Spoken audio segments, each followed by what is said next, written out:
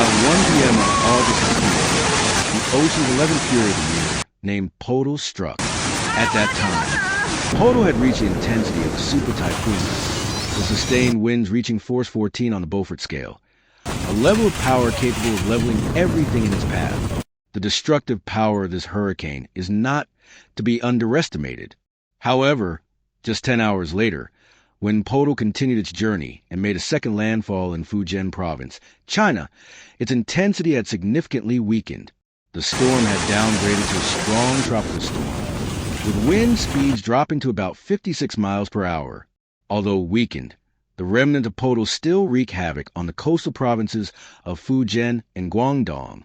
Torrential rain and winds gusting over 55 miles per hour swept through many areas. The aftermath was a series of consecutive disasters. In Fujian, countless trees were uprooted. Massive metal structures from buildings were torn apart by the wind, falling onto the streets and crushing cars and traffic. In a viral video online, the terrified screams of people trapped in the disaster captured the full extent of their fear and helplessness.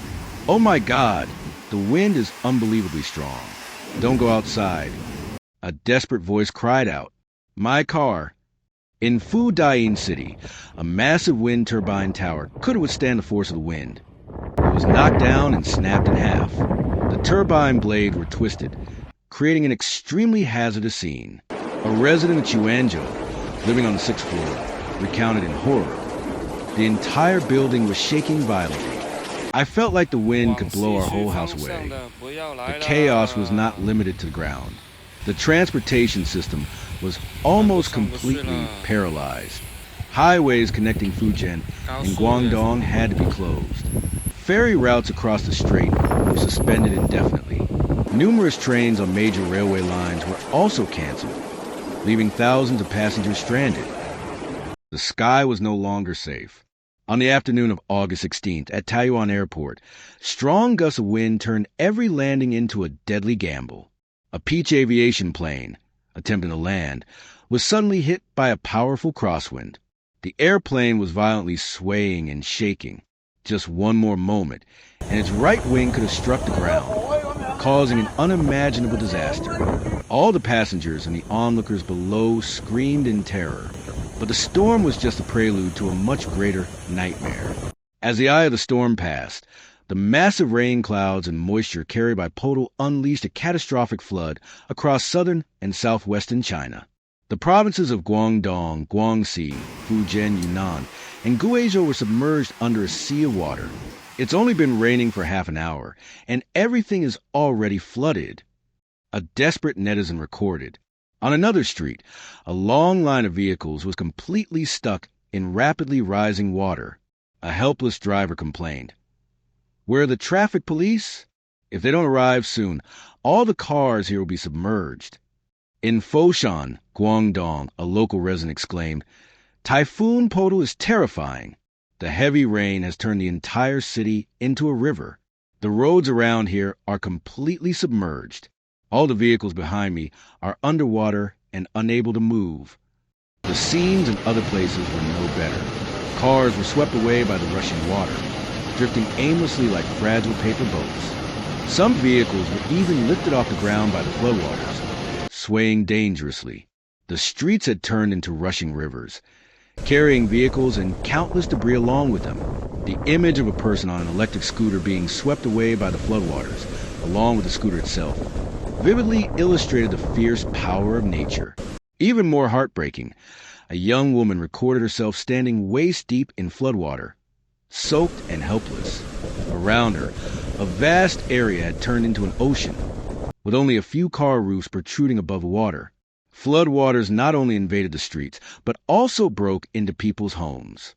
Many families were horrified to see dirty water backing up from the drains and toilets, turning their houses into filthy places.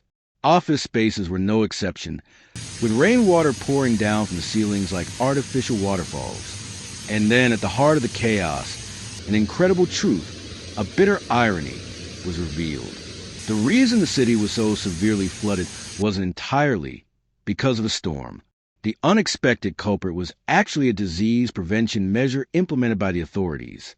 Before the storm arrived, To combat the outbreak of chikungunya fever, the Guangzhou authorities installed a series of mosquito nets over the storm drains throughout the city. It was an initiative that seemed both humane and responsible. But when the historic storm hit, these nets turned into mini dams, blocking the flow. Trash and leaves quickly clogged the nets, causing the drainage system to completely shut down. With no way for the rainwater to escape, it accumulated and led to a massive flood. On August 17th, a large market in Foshan met the same fate, turning into a massive pond. The cause was still the mosquito nets installed over the storm drains. After the storm, this tragic comic story became a hot topic on social media. Netizens mocked the brilliant idea of the experts, joking that their cars have now turned into submarines. A heated debate erupted between mosquito control and flood prevention, which should be the top priority. But the tragedy didn't stop at just the mosquito nets. A deeper investigation revealed a series of misguided and short-sighted epidemic prevention policies.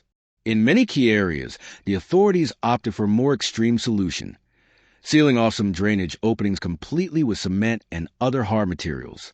This action, explained as a way to manage environmental sanitation and prevent mosquito breeding, is essentially like choking off the city's drainage capillaries by hand. The consequences are immediate. Even a light rain is enough to cause flooding. And when a heavy storm hits, it becomes a disaster. Simultaneously, a large-scale mosquito eradication campaign using chemical pesticide was launched. Insecticides were sprayed everywhere, from streets and residential areas to ponds and lakes. However, a study from the Chinese Academy of Sciences dealt a severe blow to this effort. The research revealed that the local mosquito species in Guangzhou have developed 100% resistance to the insecticides. In other words, the more insecticide is sprayed, the stronger and more resilient the mosquitoes become. The painful paradox is that while these massive amounts of chemicals cannot kill mosquitoes, they end up destroying the ecosystem. Natural predators of mosquitoes, such as dragonflies and frogs, are wiped out in large numbers. The food chain is disrupted, and with no natural enemies left, mosquitoes multiply uncontrollably, just as one netizen commented. This is exactly the strategy of killing 10,000 enemies while losing 800 of your own. In the end, the mosquitoes are still there, but the city's defense system has already collapsed. Facing criticism that mosquito nets are causing flooding, the local authorities responded evasively, stating that further investigation is needed and that it is too soon to draw any conclusions. The root of the problem lies in the weakness and outdated state of urban infrastructure. For decades, the construction of underground systems has been neglected. Rapid urbanization has led to the concreting of surfaces and the filling in of natural wetlands, eliminating the soil's ability to absorb water. Disjointed planning and lack of coordination among departments have resulted in a patchwork, inefficient drainage system. The concept of a sponge city was proposed as a solution, but it only works effectively for typical rainfall and is nearly useless during extreme storms. In other words, even without those problematic mosquito nets, the current drainage systems in many Chinese cities are at risk of collapsing at any moment. The Chinese government has not released any official data on the number of people affected or the casualty figures. The true scale of the disaster remains unknown. Podal's path of destruction did not stop there. As it moved further inland, it continued to cause extreme weather in Sichuan. On the evening of August 16th, during an outdoor music concert, a sudden tornado struck. A giant stage framework was toppled by strong winds, collapsing on the most crowded area of the audience. The tragedy resulted in 2 deaths and many serious injuries. According to witnesses, no evacuation warnings were issued. An evening of entertainment turned into a nightmarish memory. In other parts of Sichuan, the streets turned into rushing rivers of reddish-brown mud. Buildings were torn apart by the wind, and cars were flipped upside down. These images show that the destruction was not limited to Guangdong, but seemed to spread across the entire country. And then, the vicious cycle came full circle. After the storm, in Guangdong, the chikungunya fever outbreak showed signs of flaring up again. The storm left behind countless puddles, ideal breeding grounds for mosquitoes. In hot and humid conditions, a new generation of mosquitoes can emerge in just 1 week. The environmental disaster following a storm only makes the situation worse. Ironically, the clumsy epidemic prevention measures not only failed, but also inadvertently contributed to the natural disaster, which then came back, creating conditions for the disease to spread even more aggressively. This is a costly lesson about the short-sightedness in urban management and the price paid for disregarding the laws of nature.